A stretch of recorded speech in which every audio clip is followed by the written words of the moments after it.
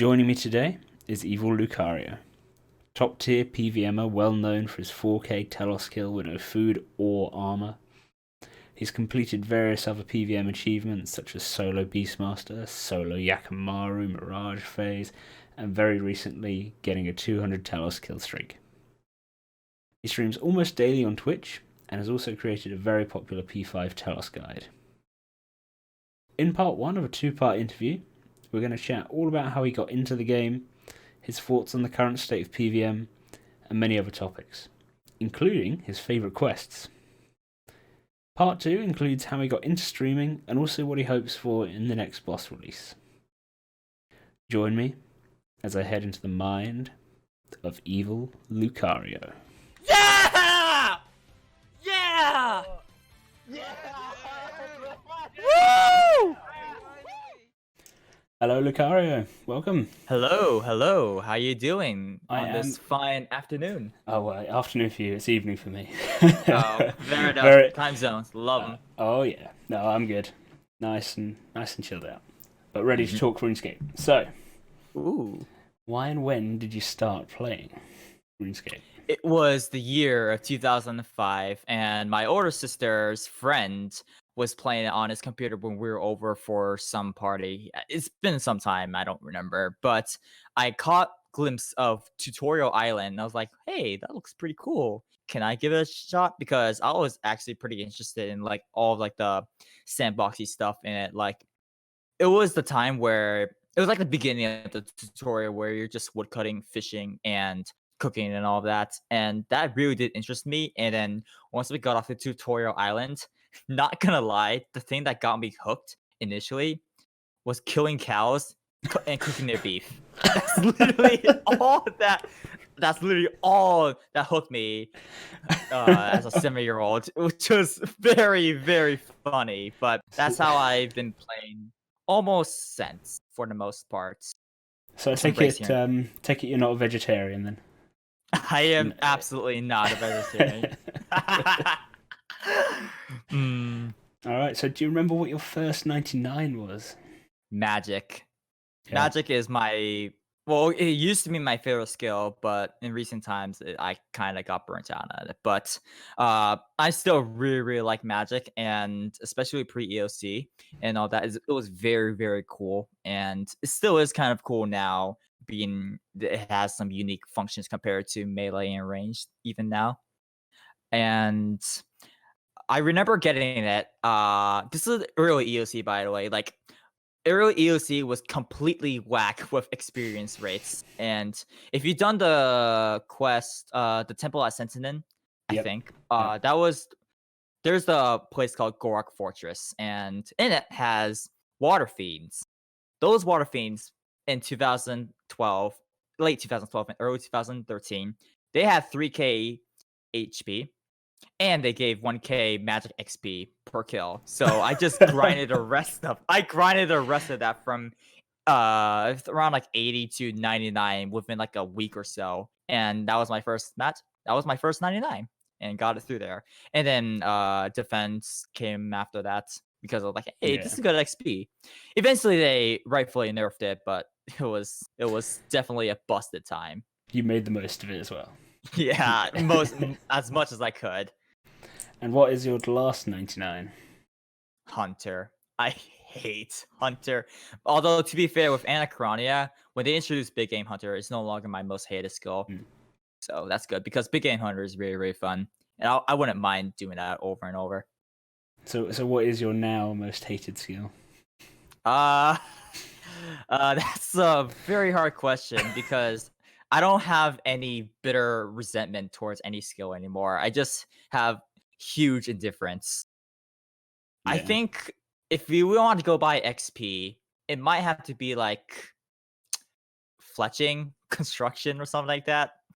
Whichever one I have is the lowest one, is the one that I have the least amount of interest in. So I don't really hate a skill per se. I just think that it's something I just don't think about, because like I don't want to dwell on things that annoy me. Yeah, it's not relevant to what you enjoy about the game so much. No, not anymore, at least. So what's your favorite quest? Are you a big lore person or not so much? I actually really did like the lore back in the day. Actually, even when I was starting off PVM and getting up my feet off the ground there, I still really enjoyed quests the most out of everything else. Nowadays, not so much because I feel like some of the story has degraded a bit. But really do like quests. My favorite is a tie between the Void series quest, which is Quiet Before the Storm, Avoidance, and the Void Stares Back. That line of quests I really like because it was very self-contained. So while it was like well, it still got larger scale at the end, it was still very well self-contained. It told a story, and that was that. Mm. Uh, as for like individual quests, okay, so have a pretty I don't know if you want to call it a sad story, but I'd never had membership until 2012 because I never had money for it. And my parents wouldn't let me get membership at all. So I was stuck reading quest guides to get the experience. So I was reading up the Desert Treasure and Legends Quest, and I was thinking to myself, man, this looks epic. I really wanted to play this, and I never got the chance until like I don't know, 4 or 5 years later when I managed to actually do it for the first time, and I really did have a good time. This is during pre-EOC where quest bosses are a lot more better balanced, and while they did take steps post EOC to make them more challenging, I think that something like that is something you can only really get in old school nowadays. But that's beside the point. I really did enjoy Desert Treasure and Legends Quest, and this is aside from the lore, and I feel like not many people really give this a lot of credit, but the gameplay part of it, like adventuring off into a brand new place, taking preparations for like the arduous journey ahead, like in Desert Treasure, where you go off to the Trollheim to get the ice gem. That would be really dangerous because you can't run because of the freezing cold, and your stats are always drained, and it's just very dangerous as a whole. And that kind of gameplay, it was what really hooked me, even when I did the quest years after I was reading up Yeah. the quest guides.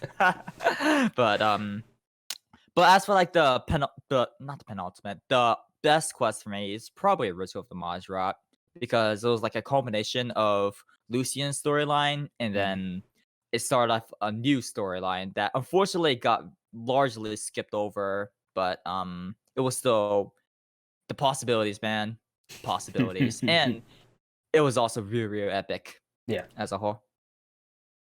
All right. And have you got a favorite NPC in the game? Can be quest It's related or it's not the wise old man. makes a change. I brought up the Void quest area, and that's largely because of the characters. Karasi and Jessica, they both start off the quest line hating each other. I don't know about Jessica hating Karasi, but Karasi absolutely despised Jessica's guts because of uh Jessica being in on like a thing that would jeopardize like the Void mission. But she didn't know any better, and eventually they made up and they progressed through the story, making amends, and eventually grown to be best friends. And then by the end, you have to pick which one lives and which one dies, and it's not a happy ending no matter what you pick. And it's like if you chose Jessica because quote unquote she deserved it, it's like no, she didn't really deserve it. And if you chose Karasi, it's like and you ask all these questions to yourself, and the only person that can really satisfactory I mean blah, blah, let me rephrase. The only person that can answer that question in a satisfactory way is yourself. Yeah. And I really like that about that. Virago is actually an NPC I really like because your fight with him is not like a fight to the death. It's more like a duel, and you're really like because he's holding back. Even in hard mode Virago, where he gets a buff up, he's still sort of holding back and not giving his full potential. And that you can see that when Virago literally just completely knocks Tuska out of the sky in World Event 3 and stuff like that. So I really like Virago as an NPC, even though he doesn't really have a lot of character development. The fact that you get to like have like a duel, even though you're like a large group versus one big rocky boy, you know, it's still really fun and cool to see. Have you ever had breaks from the game? So I took like a huge break from 2009 to 2012. I like a periodically log in and log out, but I didn't really keep tabs on it. 2012 is when I finally had enough money on my own to get membership, and I self-funded that way. And then bonds came in, and I self-funded that way as well. And then went really, really strong until 2018. Early 2018, I felt really burnt out of the game and decided to take a 9 or so month break. And then came back summer of that year, and now I'm going strong again. And that basically like rejuvenated my love for the game, basically. Nice. So, where did the username come from? Okay, so I was in my edgy teenage years in the early 10s. I was first called That's True Evil because, yes, that is edgy and I like edge. But it's like, that's such a dumb name. So,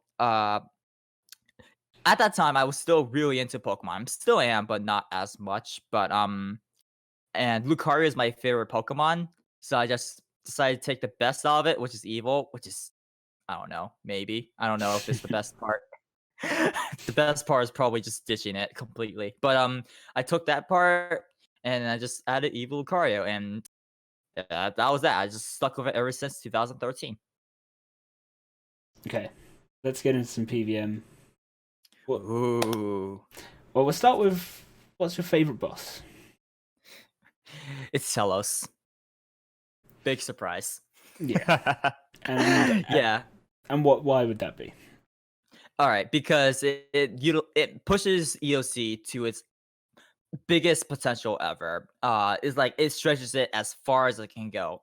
Nearly every single ability can have some degree of use. Even something like Storm Shards could get some use. If you like stack it all the way up to P4, you just break it. Then that could have a use of its own. And it also uses a lot of defensive abilities. Even a solo encounter, even for like the speeder kills now still use defenses, because if you don't use defensives, you will take a lot more damage. And it even used some of the more not so used abilities like Natural Instinct and Immortality because of, well, partly because of the green beam mechanic, because that kind of removes the need to balance abilities by adrenaline cost. But regardless, it puts every ability to use in some way or form. And in the earlier years of Telos in 2016, 2017, that was everywhere. And that was like one of my most favorite times PVMing ever, because of the fact that, oh, you can actually use Natural Instinct well here, or stuff like that. And stuns is also like a big thing. They experimented with stuns with the very first boss of EOC of Calphi King, but they didn't really push it enough. And I know a lot of people do not like Calphi King because he is random, and it kind of disallows some abilities, because some of the strongest abilities are stuns, like Asphyxiate or Destroy, and using it too much would mess him up to an unideal kill, basically. So I think that Telos does it in a more palatable way, so to speak. So it's a lot more popular for more people. But as a whole, the fact that it just pushes RuneScape PvM to its absolute limits, that's the reason why I really like it. And why it still holds up even almost, oh my god, 3.5 years later. Mm-hmm. Wow. Been a while. I'm so old. I'm a RuneScape boomer. So what do you reckon the upper limit, if it was Uncapped Enrage, what do you reckon the upper limit with the current stuff would be? 10k plus. Yeah. Because something that some people don't know is that his magic attacks hit way less, because at 4k, if you bait house magic attacks, they don't hit a maximum of 4,000%. So you can keep doing that and also put on a spirit shield to reduce damage even more. So you can take all those autos that way and then just restore your HP through soul splits and eating through a mammoth and etc. And just use a spirit shield to tank on P4 and P5. And we'll see if they ever and like I think this is like a further question, like if you want to see Uncapped, but so I'll save it then. But I think that 10K is absolutely 100% possible. Going further is a question of RNG, probably.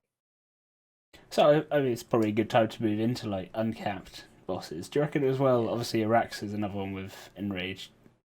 What do you reckon for that? If that was uncapped as well?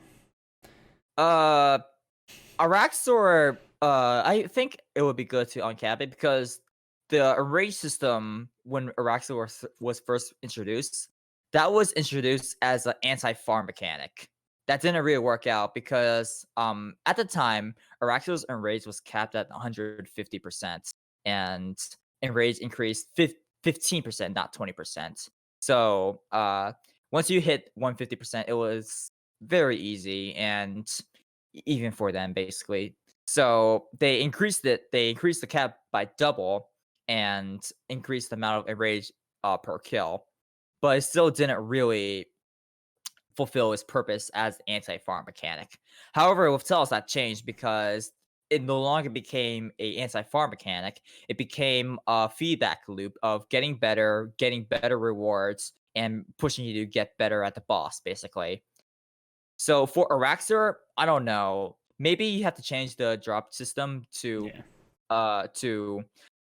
incentivize higher enrage kills, but I don't know about changing the drop system or enrage like that so soon. I don't know about Araxor, basically. Maybe Araxor should stay the same, but for future bosses that use enrage like Telos, I think that having something like that would still would still work really, really well. Even if the drop rates cap at a certain place, like at Telos, I think it will still be very, very good as a whole. People will still do it for the challenge. They'll want to be the first ones to get that 10k in Right. rage or whatever, won't they? Like there's still that Right. incentive. Right, basically, because it goes into that debate between intrinsic and extrinsic rewards. A lot of what I like to do is mostly intrinsic, like personal growth, but I know people just want to play with extrinsic rewards dangling before them. And that's not a bad thing. It's just that it's a different way of thinking that I've mostly moved on from for the most part. Yeah, I was going to say at one point you will always just move on if you do something that sort of much, I guess, because obviously Right. it's sort of so casual for you compared to some people. There's not so much that kind of challenge. It's more the endurance challenge. Like obviously recently, well, was it last night or today? It was last night, It was yeah. last night you finished it. I finished my 200 kill streak at Telos, and I decided to like stay up for 9 hours straight that stream. It was absolutely killing me. By the end, I was so hungry and needed so much to eat food. IRL, not just RuneScape, because I'm a gluttonous boy on RuneScape as well. But regardless, I did have to eat after that because it was that long. But still, yeah, the endurance stuff is also something I like to push myself. Well, like intrinsic challenges like that, I really, really appreciate. So, what would you say your personal favorite like in-game achievement is that you've ever done? It's either that 200 kill streak, but that's more recent. I need time for it to stew. But the one that I always go back to is my 4,000% Telos kill with no food, no armor. Yeah. I remember that took me 18 hours to get. And that was well, I look back at it and I'm like, man, I would have been way better off if I did this or did that. But at the time I was like, this is so stupid. But when I first got to P4 and I made a new rotation around that, I was like, hey, this might be possible. And P5 then became the limiting factor. And I kept pushing and pushing. Well, not rune rage. I mean, like more like actual like determination. But like I kept persevering through, and eventually I got it. And I was really, really happy to get it. I don't really express like super high emotions. Well, because like so I'm like still in that Zen mode. It's like I'm mostly calm, and then it doesn't really hit until like 2 minutes later. But I was so happy when I got both of those achievements. But at the moment, I'll lean more towards No Armor, No Food 4K as my favorite achievement so far. So how was your first initial like impressions with Telos, and then the rise up to 4K? How did that journey go for you? Was it quite a So I smooth one, or?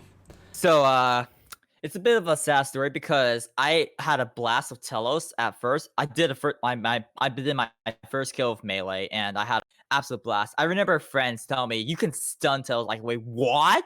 And he's like, he has no immunities at all. I was like, holy moly, this is like everything I've been asking for. So I immediately rushed to it and I was like, man, this is so much fun. And I got to 100% very quickly. Unfortunately, I then had to take a break for a month because I had to go out for vacation to China. So I couldn't play much RuneScape at all at that time, and I fell behind a lot for Telos. By the time I came back, people mostly figured it out for the most part, and they made some changes to it, like buffing P5 to be harder by making Freedom have that 6 second stun immunity after he Freedom, stuff like that.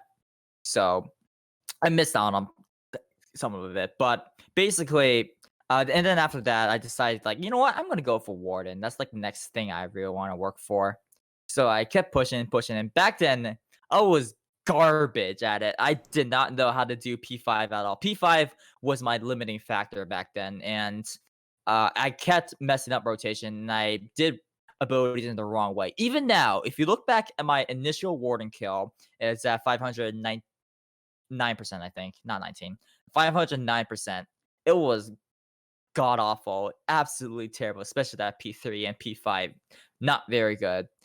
But it still interests me a lot, and I decided to keep pushing onwards and onwards and onwards until 1000%. Then I was like, yeah, this is my limiting point. I am done with pushing and rage. Good joke. But I but then I decided I'm gonna make a P5 guide to like show what I learned and try to show like what to do if you get bad RNG with bad spawns and bad everything else. So and that blew up and became my best viewing video ever on my channel, which is pretty awesome. I don't think I can ever reach those heights ever again, unfortunately. But it is what it is. Some things will just be more popular than other things. But after that, I took like a huge break from pushing and rage past 1000% for like a few months, and then during like the spring of 2017, I decided to push again, and then I got to 2000%, and then I thought, now I'm done. No way, no way, dude. Nope. To be fair, I actually didn't really push for like a good year after that. That was a bit longer than like 6 months after I decided I was done. Then I was like, you know what? Maybe I'm gonna go for 4K. At the time, less than 16 people had 4K at the time, so I decided to just go push for it immediately. Now back then, no one figured out how to do 4000% without using science on like a consistent basis at the very least. Like it was still possible back then, and there's something I want to do to show that it was always possible even since release. But that's like another thing I want to do in a down the pipeline. But no one knew how to execute it, and I still want to get it done, even if it was by science cheating. So I would literally like spend like 5 hours a day doing one kill every hour, then log out, wait for my science, come back, and then come back and to kill Telos. And I made up my goal or daily goal, really, to get 25 plus enrage every day. And eventually that culminated to December 20th, 2018, when I got my 4K and securing myself as number 18. Or was it 19? I don't remember. 18 or 19 4K Teloser. Very nice. And what would you say the hardest part of the push is for anyone that's looking to do it now? Nowadays, the hardest part is gonna be getting to 100%. There are multiple thresholds of hitting walls. The first wall is gonna be 100% because that's gonna be when P5 comes in, and even if you know what you're doing, even if you watch like a guide first, you're gonna panic a bit and gonna mess up a lot, and you're not gonna know what to do, and it might overwhelm you at first. That's the first hurdle. The second hurdle comes at 250% to 300. That is when Telos upgrades his freedom, and that's when his HP completely maxes out. And that is a wall I commonly see because that is when you need start doing a lot more damage, and people can't one cycle or zero font. Those terms are interchangeable. They can't do that as well or as efficiently, and sometimes they have to like tank the second round of golems or whatever, and they may still end up dying uh or at the very least just have like a bad kill as a whole. And then but once you get past the 300% hurdle, it's relatively smooth sailing until like 700% where your detonate tsunami won't instantly kill golems 100% of the time. And then but then that's fairly easy to deal with if you've gone that far. 1k is another threshold of things being difficult because that's when you have to font minions, or you just zero font slash one cycle, kill him before he kills you. Basically, it's like the ultimate DPS Yeah. race. But that's another hurdle because most people learning Souls will not be fonting sub 1000% because that's just not what you do, because you can just immort the instant kill instead. But uh at 1000%, you can't immort anymore. In fact, you even get a special message saying Telos smashes through your immortality effect. Not many people know that because they never use immort at 1k for the insta kill, but you get a special message for it, and it's basically like a low-key way saying, yeah, this doesn't work anymore. Yeah. It's like, your old tricks mean nothing to me. But yeah, 1k is the second to last hurdle, I would say. 2k is another hurdle, I would say. If you can get to 2k, you can absolutely get to 4000%, basically. 2k is just a bit harder and just does enough damage to, like, if you can't mitigate damage that well, you have no shot at doing 4000%. But if you can do 4000% and you're willing to learn beyond that, you're good to go. It's also the endurance, I guess, as well, of sticking through it all, and when you're Yeah, splashing your it's gonna be. abilities and the You will get frustration. angry. Yeah. You will get angry. Wazi is currently pushing a 4000% enrage, and he has stated that he both loves it and hates it, but he mostly loves it. Yeah, there will be times you'll be like, no. Sorry, but it's like there will be times where you will absolutely hate yourself because you either did something poorly, you're tilting yourself, or there's some all around just bad RNG that you'll get from kills. And some of it is controllable, like your mood. Your mood completely changes how you PvM. If you are in a bad mood, you will not get very far because the worse of a mood you are in, the worse your performance will overall be. So try to laugh off your mistakes and just say, whatever, and keep pushing on. Well, both pushing in a sense of Telos Enrage and keep pressing on, you know? Mm-hmm. So, what are your thoughts on like the whole 120 herb and farming and the effect they've had for people with PvM in general, not just Telos, obviously? I think some people are expecting like a fundamental change to combat. Some people, not everyone, and I think that's why some people are a bit disappointed. From that angle, I totally get it, and I would also share a bit of that disappointment because all it really does is kind of like reinforce the status quo of PvM, and just pumps more DPS into the game in a game that hasn't had new content in some time.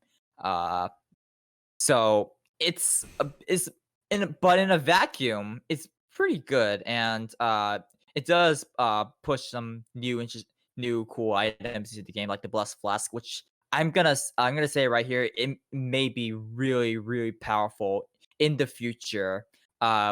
if people ever start doing stuff like flicking to spiritual for literally every single auto attack for a free 30% damage reduction. And if that ever happened, I will be the first to say I told you so for the Blessed Flask. but but even then, there's stuff like Von Bomb, Spiritual Prayers, which is like an absolute game changer for those that want to tighten everywhere, stuff like that. But as I said before, it's more like something that like reinforces the status quo. It doesn't really change how you play. It only just makes your old rotations more efficient. So, but in a vacuum, it's good. But I think those expecting like fundamental changes to combat, I think that's a bit more unlikely unless you introduce new exciting content from bosses that will drop new content that pushes the envelope, like raids with onslaught, etc. Yeah, I mean, I guess it opens the door though for future stuff. Whenever the next set of bosses and stuff come Yep. out, it allows that raising of the bar to happen. So And it also allows newcomers or mid-level PVMers to have like more tools to deal with high-end content, pushing that high-end content down to from end game to high level, basically. and obviously with PvM Hub that's come out recently, it seems to be pretty popular. Whenever I'm floating around there, there's always other people in there, which Very, is very quite nice. popular. And for me, not being maxed, it's like perfect. So because obviously I never had Mm, the boss portal, so I'd be running to yeah. everything. So it's just such a quality of life thing for me.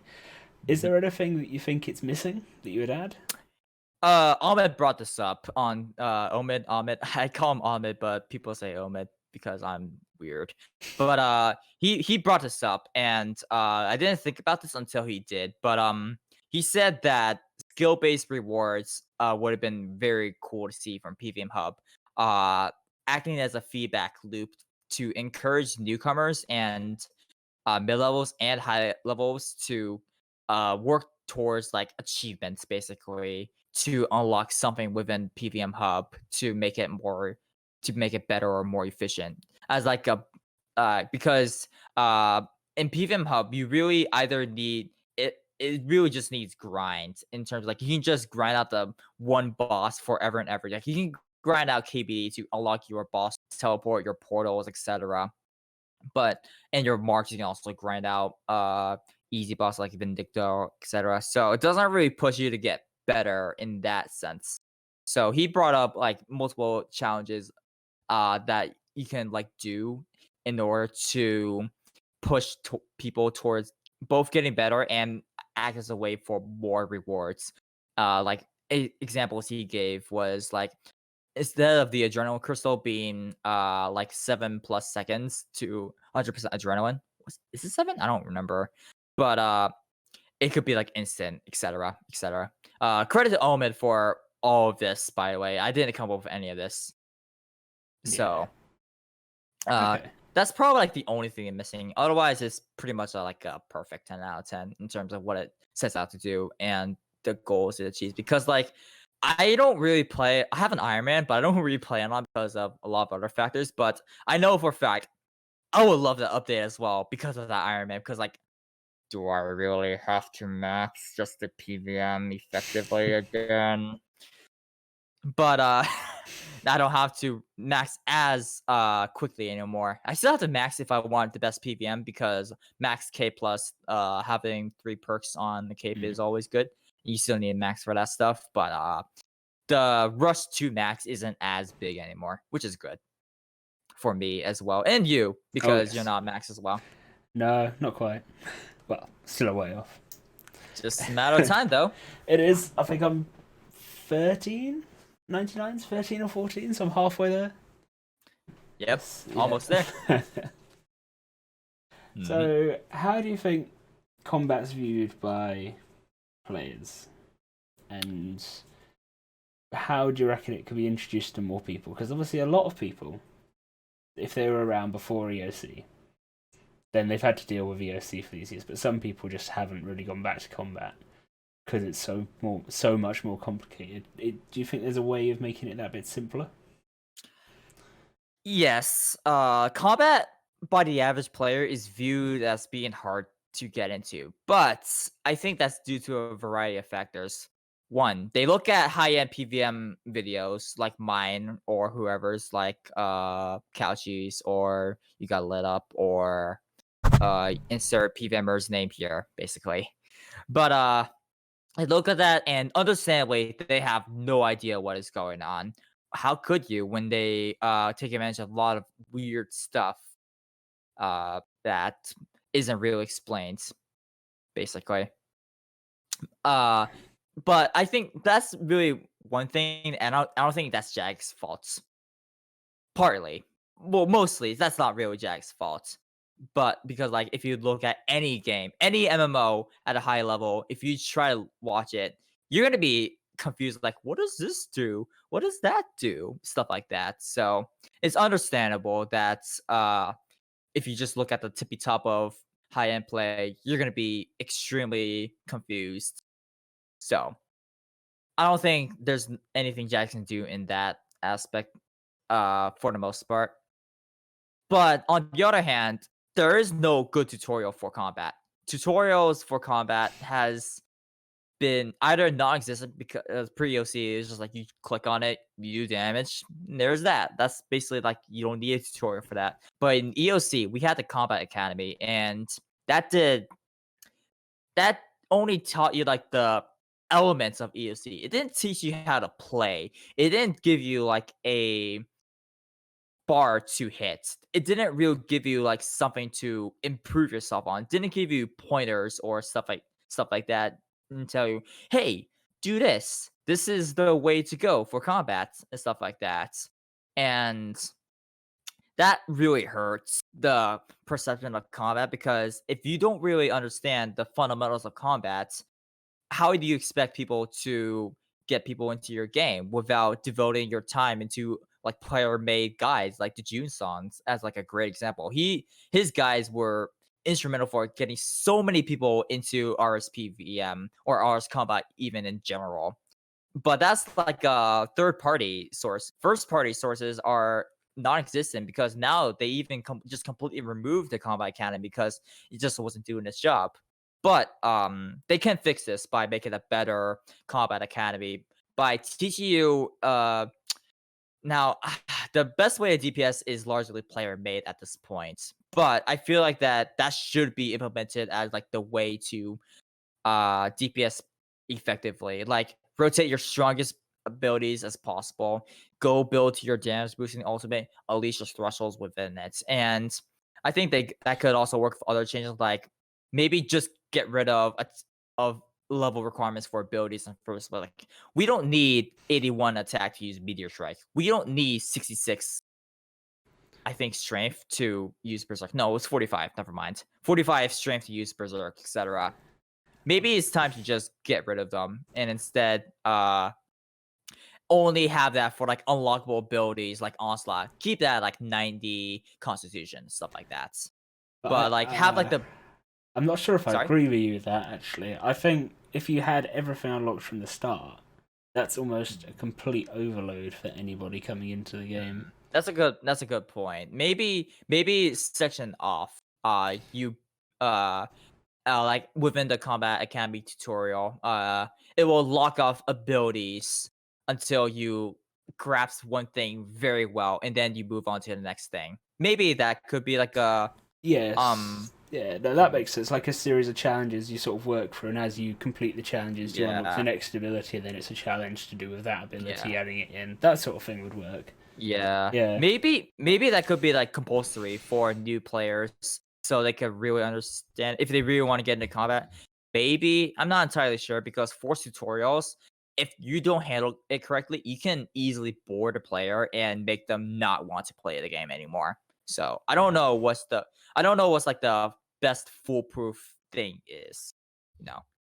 Maybe that could be like you have to complete it to get entry to PvM Hub or something like that. Possibly. That could be like another thing. Yeah. But like for other things, yeah, just make a tutorial that's concise and easy to understand. And I think immediately you'll get better results in people getting into combat as a whole. because like you see high levels still struggling with some core fundamentals of combat, and uh that's mostly on Jax for not really having like a good way to teach players in game. Third party guys can only go so much. Cool. All right. And is there one thing you would change about RuneScape 3 at the moment? This ties into what we talked about earlier about like how the learning curve of learning combat Yeah. sucks. No other way to put it. Interface is also another thing. Like you can change your interface to however you please. If you want to make it look like the most clean thing ever, or you can make it look like the most ugly, inefficient thing ever. This is not a knock on people who play like that. I will be silently judging.